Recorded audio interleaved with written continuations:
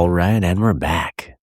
This is episode 176 of the Taproom Podcast, and I'm your host, Mike. Ooh, it's Sunday morning. It's Father's Day, so happy Father's Day to all the dads out there.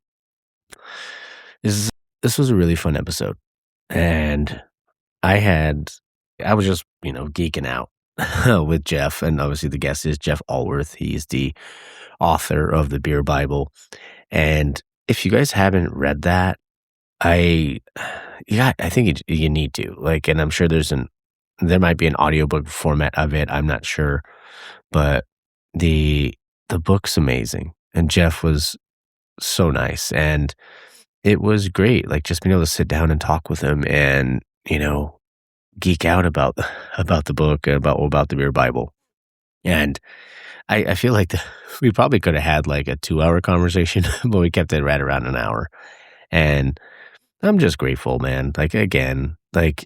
Jeff didn't have to say yes to me. And, I reached out and, then I heard back and, we made it all happen. I had to cancel one of the days because I forgot I had dinner plans with my dad, but he was so cool about it. And we made it happen and it was a blast. And again, thank you, Jeff. I appreciate you, man. And again, if you haven't read the book, why not? Pick it up, dude. It's so good. And there's the original version, then he did the updated version. I think it was in 2021. That's the one that I have. So I would urge you to pick it up and give it a shot because honestly, I'm going to use the clip where we talked about what the book meant to me for the story and then also for the post as well, because it was he got to go to all these different places and drink all these different beers and learn about the culture and the community and all of that. And it just, when I think about what craft beer is and what it means to me, that's exactly what it is. So yeah, again, if you have some free time, pick yourself up a copy and give it a whirl. It's so good. All right. So before we jump into the episode, what do we got this week? Again, today's Father's Day. Happy Father's Day to my dad, to my stepdad, and, to all the dads out there, to my uncles. And yeah, but I hope everybody has a good day. I'm going to take my pops out to breakfast. That's our tradition. It's a tradish. Trish the dish. If anybody knows that reference, let me know. Send me a DM and let me know. All right. Let's see. So yeah, we have Father's Day today. The World Cup's going on. Team USA's, I guess, qualified, or so is Team Mexico.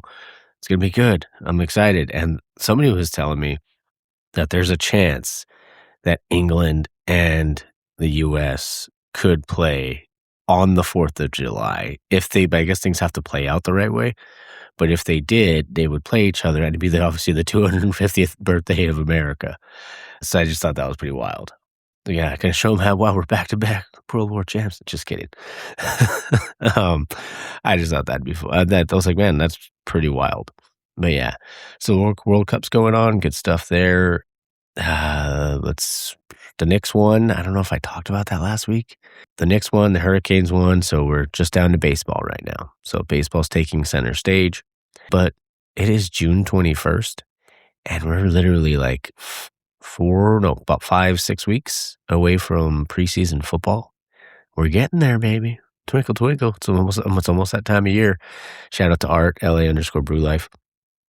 We all know our favorite time of year is college football season. So it's getting there. It is getting there. I'm excited. Not just for a particular team, and I love USC, but I just love college football, and it's just so fun watching it. So yeah, I'm excited. All right, what else we got before we jump into the episode? I can talk about next week's stuff on the outro. Let's see, next Saturday, I'm recording at Beechwood.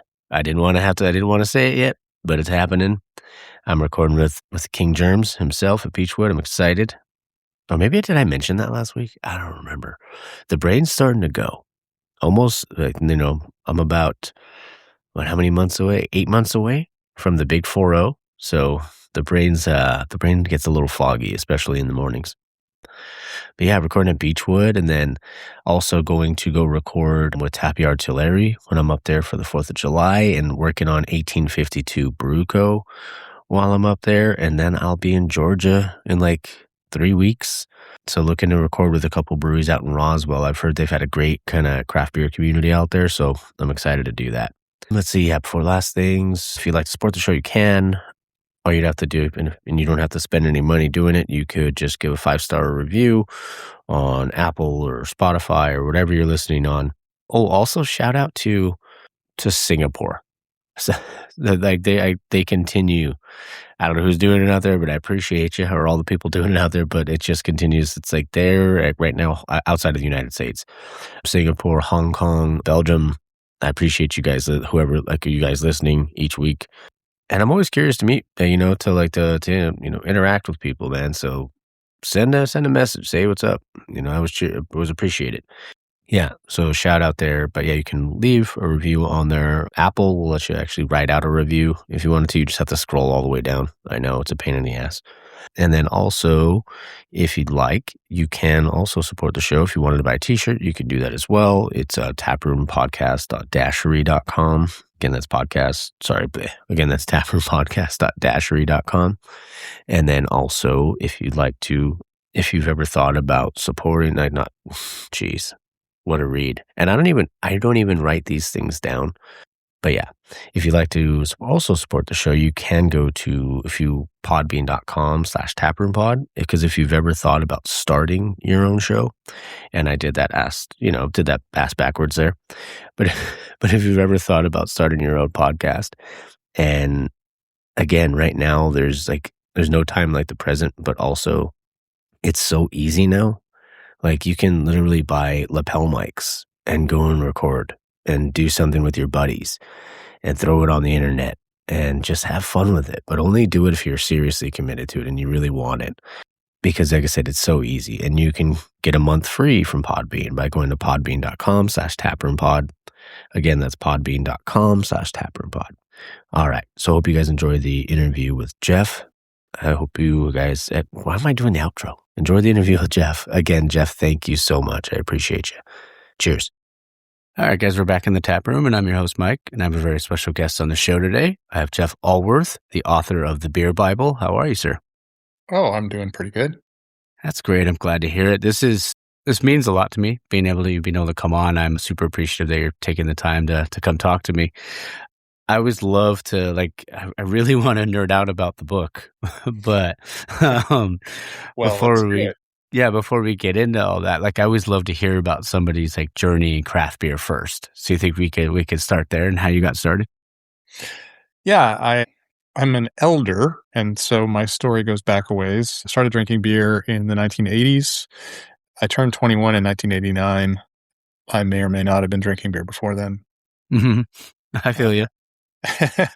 I moved to Portland, Oregon, where I lived, to go to college, and we had a wonderful old regional domestic brewery here called Henry Weinhard's, which was located right in the middle of downtown. And so it scented the city with the smell of boiling wort. It was like a 1,000,000-barrel brewery. It was a big brewery. Wow.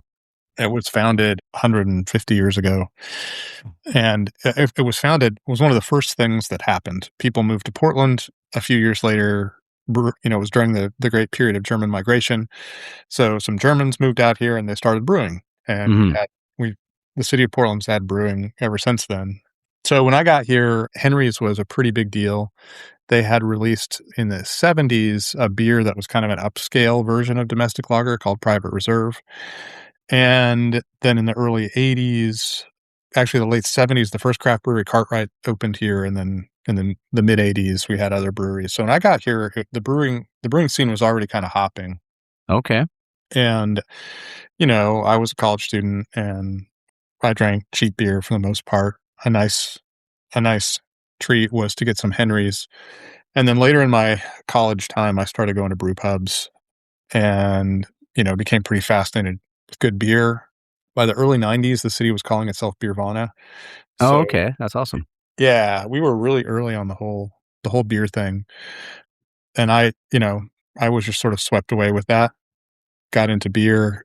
I went to graduate school at the University of Wisconsin in Madison, where beer was actually also, craft beer was also going in Madison, but in Portland, we'd already discovered hops, and so we liked our beers hoppy. Mhm. It was more of the lager scene in Madison. So I started homebrewing there in Okay. in Madison. Like this is now we're talking about like 93, 94, something like that. I left Madison, came back to Portland, continued homebrewing and drinking beer, and by that time things were really hopping here. And so that's how I got into beer. I love it. And even going like, did you ever venture out to, like, Milwaukee or anything when you were in Madison? I did. I didn't go to a brewery when I was there. Okay. So it was, Milwaukee still had Pabst at that time, Mhm. still had Miller. I mean, Miller still is there. I don't know where some of the other kind of famous breweries that, I don't know if Schlitz still had its brewery open or not, but Yeah. I didn't go to them then. I did actually go to I went to Milwaukee when we get later down the line Yeah. in the teens when the beer Bible came out. I had a brewer a beer a book tour stop there, Oh, and okay. I got to see more of Milwaukee then. Oh, At that point, it awesome. was hopping. Madison was actually Capital Brewery in Madison was this cool brewery that was founded sometime in the early to mid '80s, and they made great lagers. Another brewery called Gray's, Sprecher in Milwaukee, and Lakefront in Milwaukee were around, and we drank their beers, but I did not visit those breweries. Okay. Yeah, no, I was just curious because I love Lakefront out there. Maybe that was one of the ones you went on the book tour with, but Lakefront was, and they have such a rich history, and I love that brewery. And but for a listener maybe that hasn't read your book, or that maybe you get out there and pick it up, what if you could describe to them what the book is before we jump into some of the questions I want to nerd out about? Sure. It's a book that is designed to be a comprehensive reference guide to the world of beer. The idea came from the publisher Workman, who had published the Wine Bible, which was a really successful version of the same book for wine, and they wanted to expand that into beer. And so it took a long time to land that book deal, and it was really arduous to write it. But that was sort of our guiding light, was to write a book that would answer questions that anybody had about beer without getting, into the very, very deep technical weeds. So I really did try to make it as comprehensive as possible. I love that. That's great. And like, obviously, you like in the book, like you covered beer like all over the world, and like, but was there like a region or a style that maybe you expected to love, but maybe like didn't end up connecting with, or vice versa, either one, like that you just kind of up like just a region you fell in love with? Yeah. I mean, I fell in love with like all the regions, and I wrote a second edition of the book, and I went to Yeah. even newer places, and it was always a real treat to see, where beer culture was happening. But I will I will say that uh, the one misalignment I had was I was a little bit scared of Germany. Hmm. I didn't know what German beer was gonna be like. I didn't know what German beer culture was gonna be like. I wrote the book in 2 chunks, and I turned in the first half, and then I turned in the second half in 2 Hmm. years. And the first just I don't know why, but the first half, I went to the allied countries where they make ales. So I went to France, Yeah. Belgium, Britain, Mhm. and there was a lot, and when I went to those places, there was kind of an acknowledgement of World War II. I mean, it's still present, Yeah, of course. even in the 20 teens, that was still the case. And so I was a little wigged out by going to Germany and going to the Axis country, and I didn't understand lager culture as well as I understood ale culture.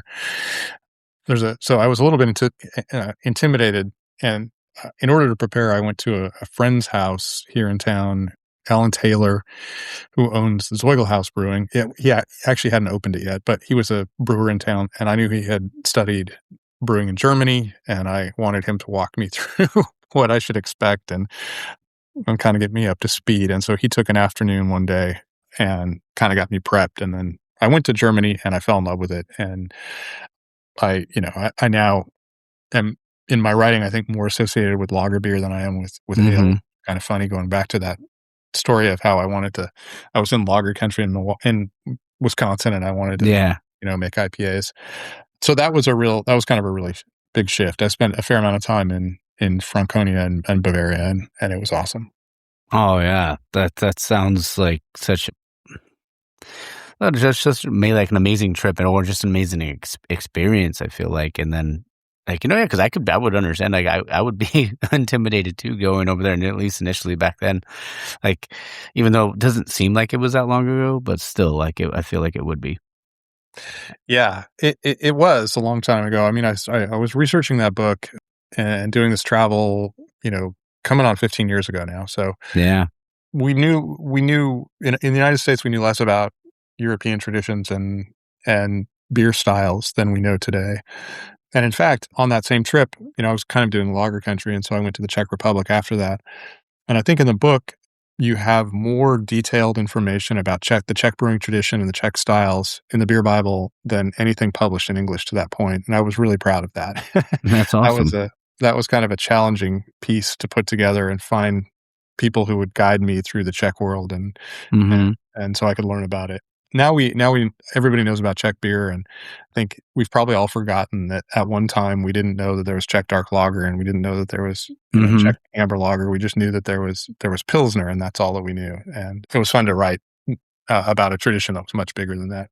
I love that, and even, like, for something like an ESB, right, I feel like I mean, at least a lot of my friends, like, and even breweries out here can't, they don't put it, or if they do put an ESB on the menu, they don't call it an ESB, right? They have to call it something else because, the average consumer, they see bitter and they assume it's gonna be bitter, and it's not. It's like the furthest thing from it, Right. right? So is there, like, I mean, outside of maybe that one, is there a style that you feel like us as a culture that maybe should, give it a whirl or, like, at least try, I mean, Belgian beer has vanished in America, and that's kind Yeah, of the that's true. greatest Yeah. the greatest shame for me. At the time when I was writing the beer Bible, the first version, Belgian beer was pretty popular in the craft beer circles here in the United States. It was the period of time when West Vleteren was the number one ranked brewery on. This was before Untapped. It was the number one ranked brewery Mhm. on Beer Advocate and Rate Beer. People were really crazy for Belgian beer. And so it felt a little when I went and I went to all the great Belgian breweries, not all of them, but I went to many of the most famous great Belgian breweries. And I felt very fortunate to get to hang out with the brewmasters there and learn their trade. And at the time, it felt very special and like this was giving me some insight into a thing that Americans were really interested in. And, and, Mhm. I felt like I had the inside track and I still do, but nobody cares about that tradition anymore. And that's a little sad to me. Yeah. I mean, and that's the thing, I will drink a Belgian occasionally. I just don't, I mean, they're not readily available all the time, but my stuff is I love the West Coast. Like, I love being danky too. Like, you don't get the danky ones as much as often, but they're still so good. We get a lot of dank here in Oregon. Oh, I bet. Yeah, I wanna get out there so bad. I gotta do that soon. But I wanted to ask you because I mean, like, you got paid to write a book about beer and you got to go to all these different places. Like, when did it kind of hit you? Like, man, I'm at all these different places and I'm getting paid to do this. The first brewery. Yeah. It was the There it very is. first one. My friend Patrick Emerson, who I met in college, and we would later have a beer podcast together, which we retired. But his mother grew up in England, and he'd spent a fair amount of time in Britain, and so we decided to go together for that first leg. And actually, he was my driver, which was great because driving on the left hand side was challenging. Oh, I bet. Or Yeah. whatever, the wrong side of the road. Yeah. And so our first stop, we flew into London. The next day, we got up and we were all jet lagged, and our first stop was the Fuller's Brewery in London, which is Mm. a hundred and I don't know, it's a 19th century brewery that's on the side of a much older brewery. So it's called the Griffin Brewery. London or the Mhm. Fuller's has the brewery has its own name, which is kind of typical because these a lot of times in Britain the owner would change hands, but the brewery's name would still stay. So the brewery might have its own name, which was cool. And Fuller's does this weird kind of brewing system called Party Guile Brewing, which is an ancient system that we don't need to get into too much, but it's Yeah. basically obsolete. And they're the only really big brewery that still does it. Wow. And it was just remarkable John Keeling was the master brewer there, and he'd scooped up Derek Prentice, who was this brewer who had been at Young's, which is another brewery in London that had closed. And Derek Prentice had been brewing for 40 years as a master brewer in London. Wow. And so he was just floating, and so Fuller snapped him up. So these two guys who had been brewing since the 70s or 80s were, you know, teaching us about about British beer. And it was just remarkable. We met them first in John's office, and then John had stuff to do. He's the head brewer, and in Mhm. Britain, head brewer means director of brewery operations. It's the head honcho. It's the guy who wears Yep. a suit, not the guy who is out in the, actually in the brewery. Mhm. So Derek led a tour with Patrick and I, and we were out there long enough that at some point John called him on the phone and said, "Where the hell are you guys? What are you doing?" He had to reel us back in. But then he took us down to they had their cellars underneath the brewery, and took us down to the cellars and started pulling out old Fuller's beers, old vintage ales and stuff. Oh, man, that's Um, awesome. yeah, there's cask pulls there, and we were there, I don't know, several hours learning about British beer and hanging out with these guys who had, approaching a century of collective wisdom. And that was, that's just the first stop. I could go on and on and on. I went to about 50 of these places in a number of different countries. And it was just a sublime experience. And I thought if you're a beer fan, what I just did would be a priceless experience for anyone to have just a single time. And then I got to do it over and over and over again. And Yeah. it was remarkable. Oh, I bet. It's so, like, fascinating, especially because that was, like, during, like, the boom too, when things are kinda like, even like you said, like, going to Germany during that time and all that, like, when the craft beer was just on the rise or continuing its rise at that time. So, I can imagine how awesome that was. Yeah. It's funny. In Britain at the time, craft beer, British craft beer was also really hot. And it was funny because, British craft beer was American beer. They were Yeah. basically just completely borrowing our model and making our beer, Mhm. which was not that interesting to an American. I went to those breweries, and they were all doing some stuff that was not American, which was cool. And that's the piece that interested me with those breweries. But then we would go to these old Victorian brew houses, which were, you know, according to the sort of conceptual framework of beer in Britain at the time, these were not craft breweries. Yeah. And that blew my mind. I'm like, there's nothing more crafty than this. Like, this is an old Mhm. tower brewery where you're putting it into a cask, re-fermenting it in the cask, and sending it off to a pub where they're going to handle this and let it ferment the cellar and pull it through a hand pull. Like, there is literally nothing in the world that is made with more handcrafting going on than British, Definitely. these old British breweries. So it was really weird because they were sort of out of fashion at the time, and people were, they're like, "No, IPAs are awesome." I'm like, Mhm. "Kidding me, man? Look at London Pride. This thing is tremendous." Oh, yeah. No, and even you mentioned Young's earlier, like, or just a bit ago, I like, when I was a kid, I remember drinking that, like, thinking, like, "Oh, man, this is, like, this is beer?" Like, I didn't really think about it. Like, I mean, didn't because I mean, it was, like, the double chocolate stout, I think it was.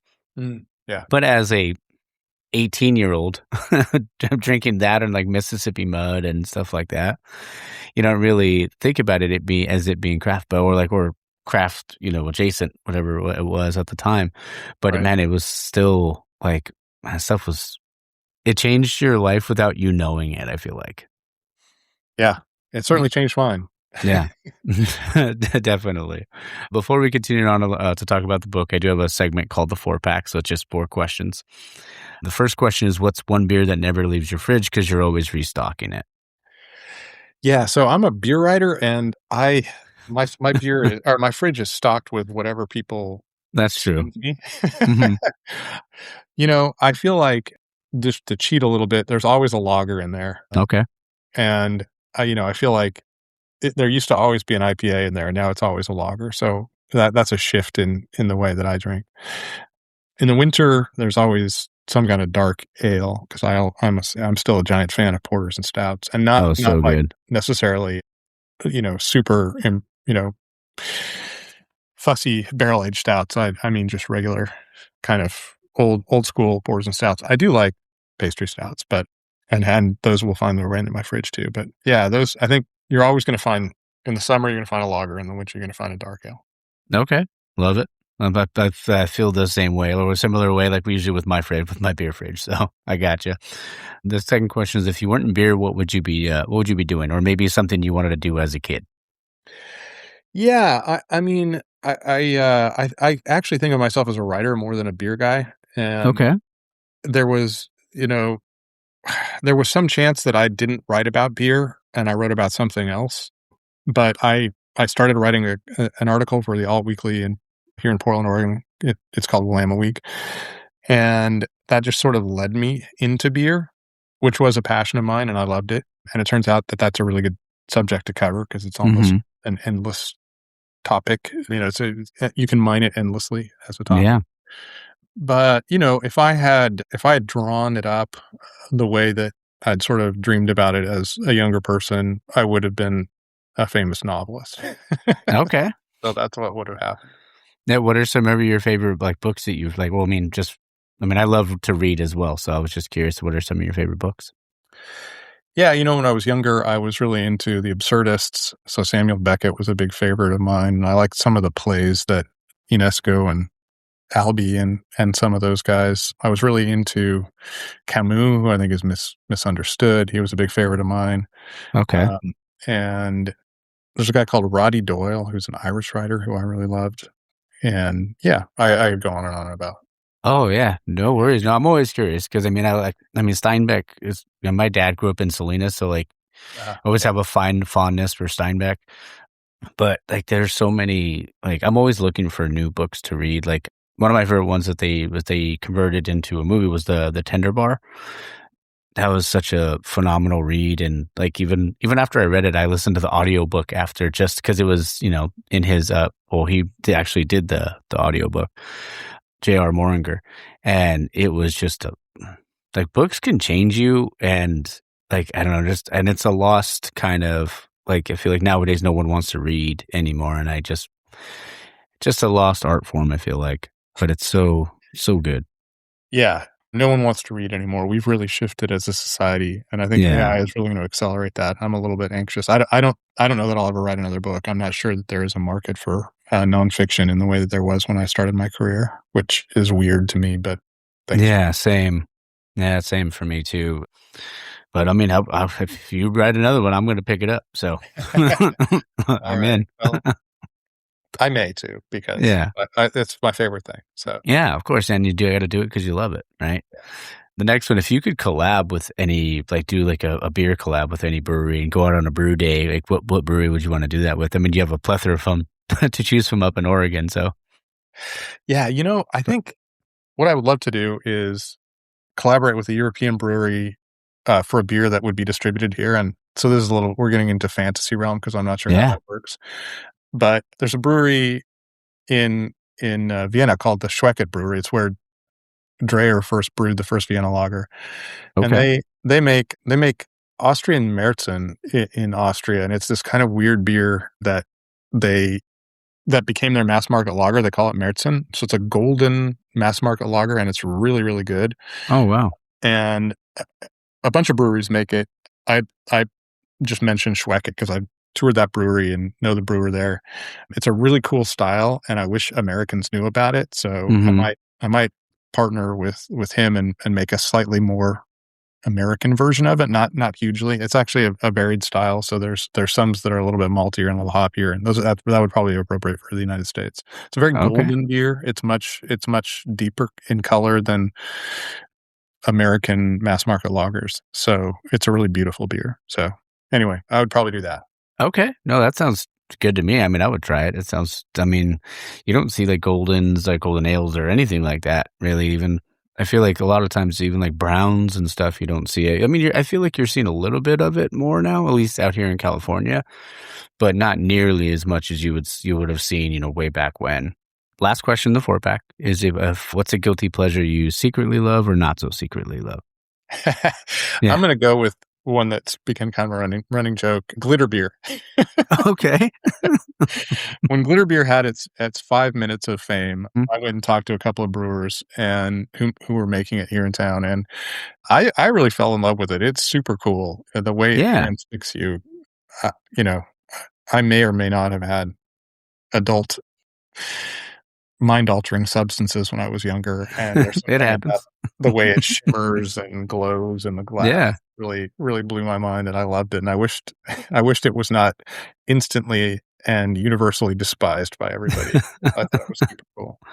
Yeah, at least almost like a lava lamp, right? Yeah, exactly. There it is. I wanted to ask because I know you released the original book in 2015, and then obviously was it 2021 you did the second version, or you added on to it, right? Like, if you could do something now, I mean, it's been about 11 years now, right? If you could add something now to it, like, what do you think that chapter would be about, and what would the message be? I mean, what's one interesting thing that happened was I wrote the first edition, and it came out in 2015, as you mentioned, which was, like, right when hazies were coming on. Oh, yeah. And the Big time. industry went through this tremendous change, but in the next few years, and almost immediately, that book was out of date on that realm of, sort of the American beer scene.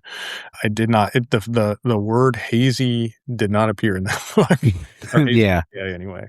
So, I really needed to update it. That was one of the main reasons I did the second one, was because that's a chapter that people are always gonna be interested in, Yeah. that pretty quickly, and it was really outdated almost immediately. So, the interesting thing is that since 2021, beer has not shifted nearly as much. So Yeah.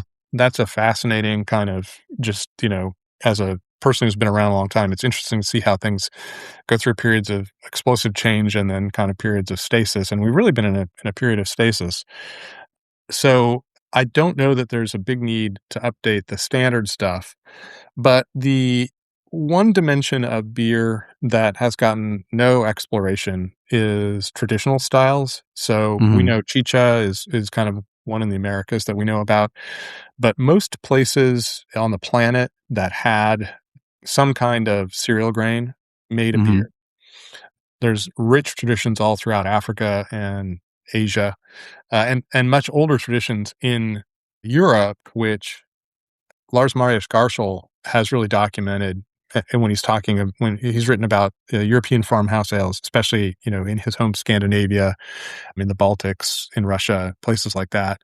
He's captured that traditional brewing there, but most of the world's traditional beers have not really been documented in Mhm. a very comprehensive way.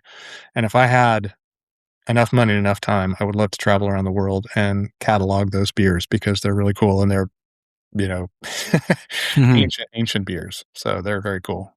I love that. I mean, yeah, there's so many places I wanna go, and honestly, every time I travel, I mean, a lot of times for work or for my actual job, I have to, I travel to different states for different things. But every time I go somewhere, it's always about where's the best local craft beer, and then maybe look for maybe one on the bigger scale, but then also look for all the brew pubs. I mean, I love the brew pubs more than anything, but it's cool to just kind of reflect on the culture, the craft beer culture of that city. Yeah, Totally. it's so awesome. And we talked about how the scene, like you said, the scene hasn't shifted as much since 2021, and I wholeheartedly agree. One thing I wanted to mention though is because of hop extracts, right? And all these new things, and I'm sure you see being a writer, I mean you see this stuff all the time. And I feel like there is a place for it because I don't want people to take this the wrong way. But it's do you feel like it takes away from the essence of what is craft beer a little bit with those things? Yeah, it's interesting that you bring this up. Yeah. I'm working on a piece for craft beer and brewing and looking at hot products, and Okay. the article is going to be on hazy IPAs and sort of where 10 years later, where are hazy IPAs? And I've spent a fair amount of time looking at these hot products and talking to brewers about how they use them, Mhm. and where do you draw the line? So nobody uses whole hops anymore. So Yeah. almost all of the It's all pellets, yeah. yeah, all of the hops that go into beer for them, with rare exceptions, have been processed. Mhm. Even pelletizing them, mashing them into a pellet, is the first level of process. So, where do you draw the line on what a hop product is? And, That's true, yeah. it's interesting 'cause many, many, many of the products that you can buy are just concentrated or extracted versions of the hop. Nothing is added, and usually the stuff that's taken away is the stuff that the beer does not need, it's the leaf matter or in some cases, you'll strip away something to, it's a bittering. You have a product that will bitter the beer. It's more focused on bittering it, or it's more focused on aromatic. So you may take some stuff, even more more stuff out, but it still starts out as hop. So is that Mhm. where are we? Where are Yeah. we on the that whole line of additive and Mhm. industrialization and all that stuff. There does come a point, I think, where you're adding stylized products, GMO yeast that's stylized, terpenes where you've extracted everything but the this one molecule that's a specific terpene. uh, Mhm. I do think at that point you're starting to get into fairly exotic stuff that is not identical to natural not the natural hop. Yeah. I think we're getting pretty far afield.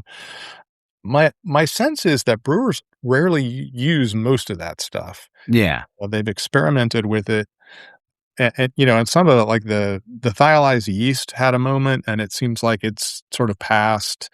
Terpenes are big now, but they're an accent piece. They're Mhm. very specific in flavor. Hops have hundreds of compounds, and so when you use a hop, you may be trying to focus on that mango note or that citrus note, Yeah. or that dank note, but you're actually getting a lot of other stuff. When you extract a terpene, you're getting one note and that's it. There's nothing else there. And so it can be an accent piece, but it's never going to really Yeah. end up, like a hop will or flavor like a hop will. So, I think these things, the entire history of brewing going back thousands of years has been one in which technology has pushed the industry forward.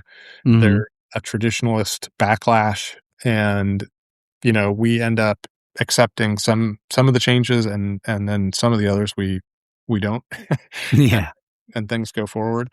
So I'm just watching all of that without Mhm. having a huge amount of judgment. Yeah.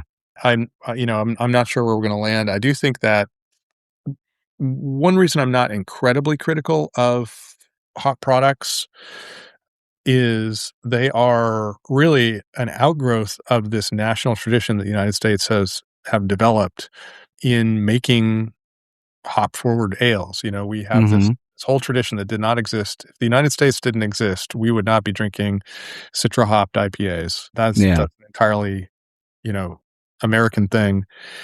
And the impulse that led us from Cascade hops to Amarillo hops to Citra hops to Crush hops is the same that led us to Cryo to, Mhm. all the rest. So it seems like a fairly organic outgrowth of the way we brew beer, the way we like beer, and Mhm. what people want. So I don't really feel too bad about that. I mean, the additives thing, like flavoring stuff, people have always had flavors. When I was writing the beer Yeah. Bible, I was spending a lot of time looking at old manuscripts, and people would put gross stuff in beer. Wow. It was like historically that has always been the case. So Yeah. yeah, I'm fairly agnostic about all that. Okay. Yeah, no, I was just curious because I mean, there's so like I said, and there's I feel like even with like phones, right? We our phones make our lives so much easier nowadays Yeah. too, right? So I totally understand it. But you talking about different hops and like Crush. I love Crush. Obviously, you live in Portland, so it's a really vibrant craft beer scene. What's the like? Are there some hops out there that you've had or anything? Like, do you guys I mean that close to Washington? Do you get a ton of fresh hop down there or no? Oh, we're the Yeah, fresh hop capital, my friend. love it. There it Yeah. is. That's what I'm So talking about. well, the Willamette Valley is the third largest of the hop growing regions. Kind of depends on how you count it. We actually have a Yeah. few more acres than Idaho, but our climate here is cooler and wetter, and so our yield is lower. So we produce fewer pounds of hops. But we do have a different climate growing region, so our hops are a little bit different. If we grow the same hops as they grow in Idaho and Washington, like we grow Citra, of course, and Mosaic, Mhm. those express themselves a little bit differently than they do in those places because of the different climate that we have here. But then there are also other varieties that grow well here and not well there, and there are varieties that grow well in Washington that don't grow well in Oregon. And I think most people who know about American hops are not really aware of these different growing regions. So that's let me just say, first off, that's sort of I'm a very proud Oregonian in terms of our hops. Love it. Um, and the Willamette Valley, if you ever look at a map, the Willamette Valley is sort of in the heart of Oregon. And so most of the breweries that are around most of the breweries are clustered around the Willamette Valley. They're within probably 80% of our breweries are within 2 hours of our hop fields.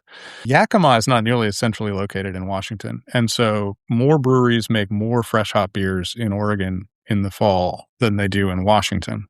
Okay. And more people are aware of them here, and there's a bigger frenzy for fresh hop beer in Oregon. So I just have to play my Homer card here and Oh, yeah. brag about Oregon. Uh, Yeah. but one of those hops I think that is really a cool Oregon hop is Strata. Okay. It's Oh, only yeah. grown in Oregon, or it's I think there's a tiny bit of it now that's getting grown in Washington. But it is a classic. I think it really expresses what Oregon beer tastes like, and not that every Oregon beer has a Strata component in it, but Strata has a very dank cannabis quality.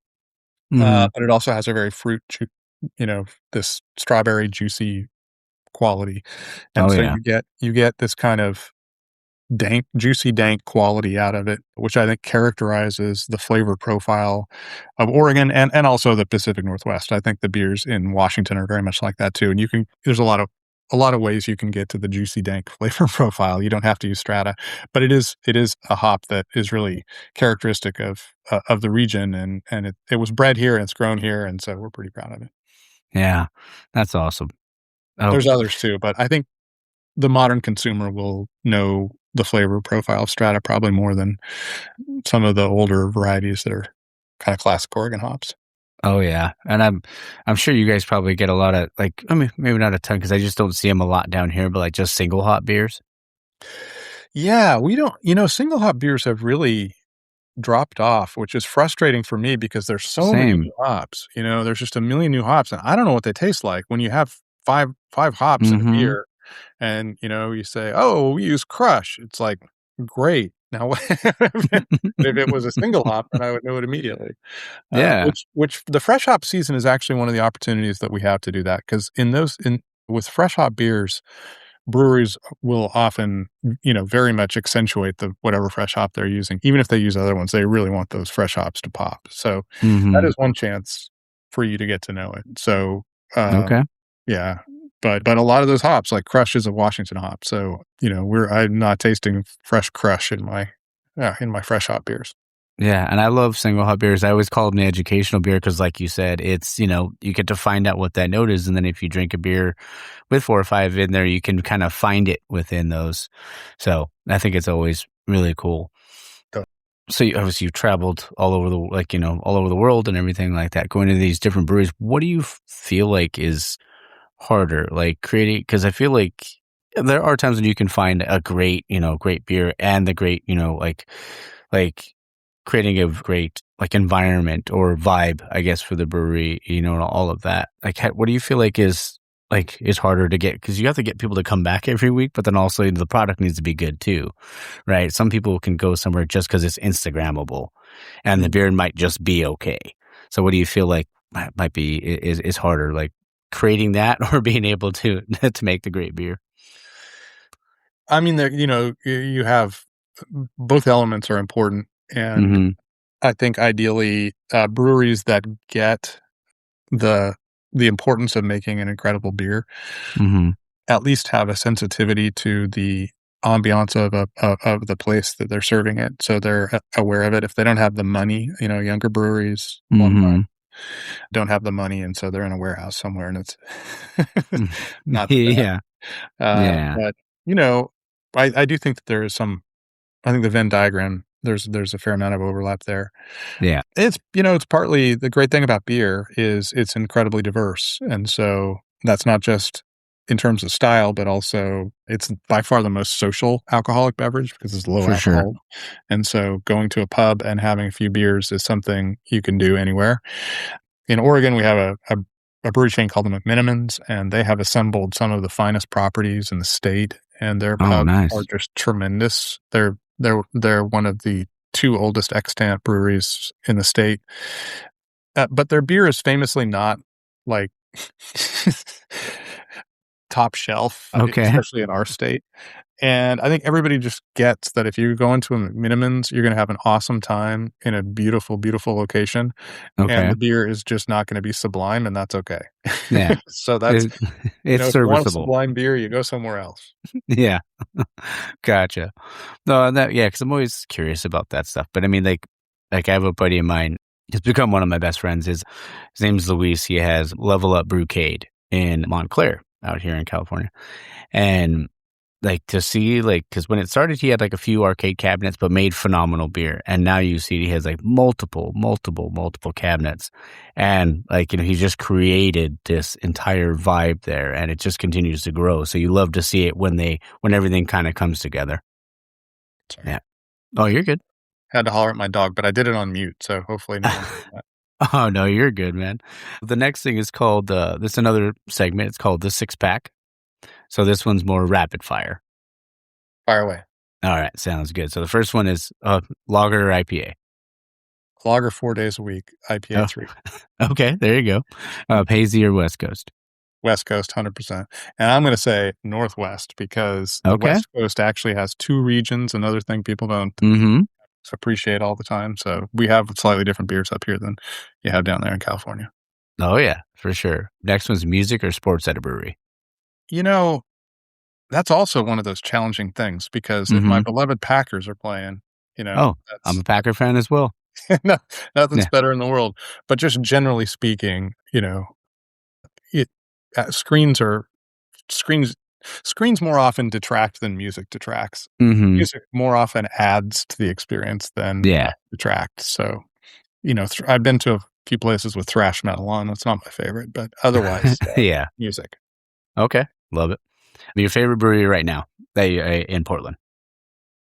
It's an impossible question, Yeah, I Uh, know. my go-to answer always used to be Upright, which was this wonderful little brewery that was sort of the plaything of a brewer named Alex Ganoom, and I would say it because nobody knew about it, and so it was a way for me to do a little advocacy there, but unfortunately, it didn't survive and closed last Oh, year, man. so I can't really say that anymore, but I should probably select a brewery that is underappreciated that people should go see if they come Yeah, to Portland. So let's do Rosenstadt, a lager okay. brewery that just got a tap room last year, the end of last year, and they do great work, and I think not enough people know about them. So that the word means Rose City, which is the name of our city in German. Okay, love that. That's awesome. That's really cool. Yeah. Next one is your favorite junk food. Oh boy, favorite junk food, ice cream, Okay. Any specific flavor? berries, fresh berries. So Okay.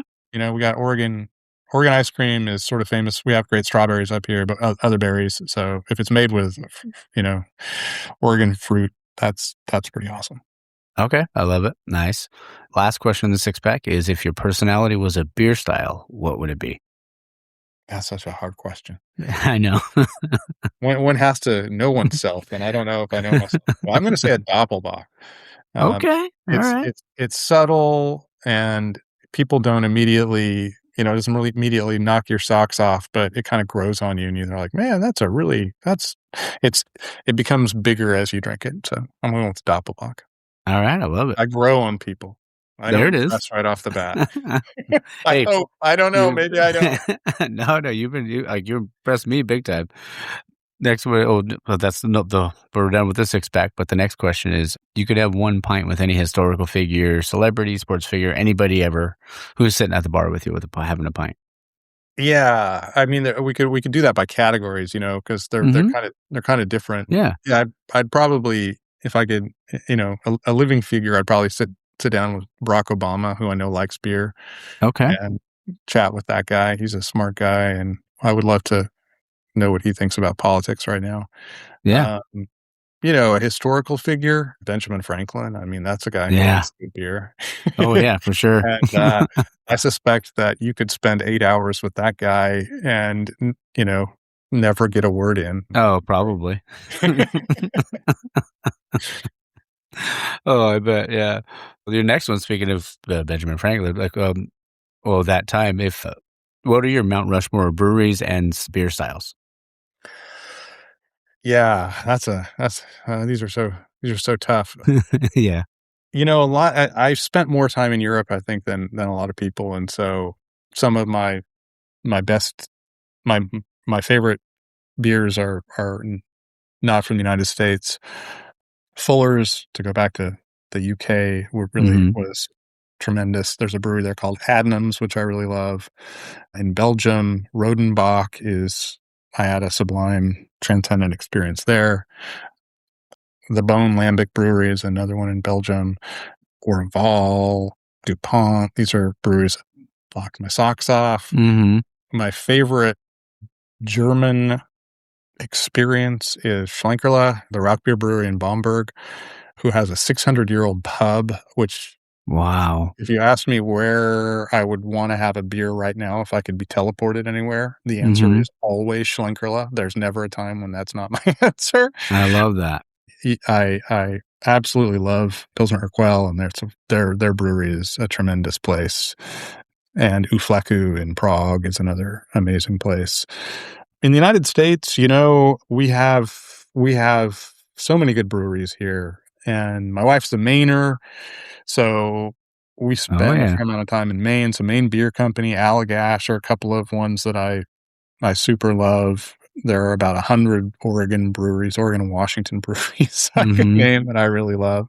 It just, it goes on and on and on. It's impossible for me to pick a favorite, I think. When you write about beer, you go into Yeah. a brewery and you hang out with a brewer and you hear them talk about beer and you start to, it's like they're a drug and you're taking them as the drug and you're getting high on their experience of making. Mhm. There are these craftspeople who have spent their life making beer, and it's very hard to walk out of an experience like that if they make good beer and not feel like it's your favorite brewery, at least in the day following that a brewery tour like that. And I've had so many of those that it's very, very Mhm. difficult for me to pick a favorite. Yeah, man, and this is the first time I've ever had an author on the show. But like you said, when you're talking to a brewer or even just talking to you, like, you can tell how much you care about what you do and all the work that goes into it, just like, with the brewer, like, to me, like, that's why I always say, like, the journey to get there is, like, well, the destiny's the same, like, the destination is the same. Sorry, keep fumbling my words because I'm nervous. Um, the destination to get there is the same, but the journey to get there is different. So, like, anytime you talk to someone, it's gonna be a different experience each time because, yeah, everyone like, if you're in the brewing industry, you wanna either be a brewer or open up your own brewery, but everybody's hardships and everything that they've been through, it's all different, and it's all such a great part of their story. Totally. Yeah, Yeah. and there are breweries in which that goes back generations, so Yeah. yeah, it's amazing. Yeah, and honestly, like, I'm not just, like, to toot your horn a little bit more, like, what I get from, like, your book, it's like, obviously, beer is, like, it's more than just a beer or, like, a beverage. It's, like, it's the history, it's the culture, it's where you are, like, I guess, geography, and the the people who make it and the people who consume it, and I feel like that's what I got from it, and I loved it, so I'm just really thankful. Thank you for that. Yeah, it is true. Yeah. There's a communication that happens between breweries and their customers. Yeah. And, if you ever wonder why they drink lagers in Germany and why they drink IPAs in America, it's because of that conversation that happens. That Mhm. brewers have access to certain ingredients, certain processes, and they start making beer, and then Americans start the drinkers start drinking it, and they have Mhm. comments and they have preferences, and it kind of drives things together, and eventually you end up in a unique place anywhere you go where they have different flavors and processes, and, ingredients and all that. And yeah, beer is a product of culture that emerges from this conversation. Oh, definitely. I just have two more things for you. First one's more of a funny one. It's if you could bring something back from when you were a kid that's not around anymore, what would it be? Henry Weinhardt's brewery. Okay. All right. Love it. Last one is if you had to describe yourself in one word, what would it be? Writer. Okay. I love that. I mean, like I said, if you ever write a second one or if you write another one, I'm all about it. I have books in my brain that I would like to write. We'll see Okay. if I can find the time and a publisher who thinks we can sell one of them. Well, you got mine. You got my money. So there I you go. appreciate that. Of course. Well, thank you again. We can stick around and chat for a minute after, but I just want to say thank you again, Jeff. This has been a blast. Cool. Yeah, it was great to speak with you. This was a lot of fun. Awesome. Well, we always, because I always sign off by saying find your beer. Do you think you could say find your beer? Find your beer. There it is. Cheers. Cheers. All right, guys. I hope you guys enjoyed that. I had a great time talking with Jeff. And again, just pick up the book. It's like, I mean, I don't remember how much I paid for it on Amazon, but I mean, just do it up, man. Like, I'm looking it up as we're talking, but I'm the only one talking. And Morgan, she's snoring back there. Do you think I would get something from her for Father's Day? No, not even nothing. The Beer Bible. Jeff Alworth, right on. $15. You get the paperback for $15.66. You get free Prime shipping. This isn't an ad for Prime, but it's an ad for Jeff because I love that book. And, I don't know if I've ever even talked about it, but a part of me always wanted to be a writer. I love to write. And it's just inspiring, man. Like, it's so cool that, he's doing out there, he did something he loves, and he got to write, like a longer edition of it. And that's one of the questions obviously you guys heard, where I was like, man, if you were going to do something now, like add something now to it, especially after, the last 5 years, like what would it be? I just think it's really cool. And I applaud people that are willing to chase their dreams like that. So, all right. I think that's all I got. Next week's episode is going to be the LA Beer Fest episode. And I am not going to lie, I still have not listened to the audio because I'm like, dang, I hope it's okay. But I'm going to do my best to clean it up. And if it's not good enough, I won't put it out. So we shall see how it all goes. All right. And then the next week's episode is with my dog, Luis. And then obviously, like I said, next week I'm recording at Beechwood. So I'm stoked. Should be a good time. And, man, like there's a lot. I was trying to think of like more episodes I can do. Like obviously the amount of brews, I'm just going to say there's new breweries popping up all the time. But yeah, I mean, I'm just trying to find out whoever wants to be on, baby. And if you're a brewery in the area and you're listening and you want to be on the show or like you think it'd be fun, I'd love to. So just send me a message. All right, I'm going to shut up now. Go make a coffee, get ready, and then get the fuck out of here. Because I got to drive out to the breakfast spot. All right. Hope you guys have a great week. Have a great Sunday. Happy Father's Day. I'm making some smash burgers later, some smashies on some Martin potato rolls. So I think I'm going to make barbecue bacon smash burgers. Maybe a little jalapeno on it, and then maybe some crispy jalapenos. Right on. All right. I'm going to shut up now. Again, enjoy your week. Enjoy your Sunday. And don't forget to support local, drink local, and find your beer. Cheers.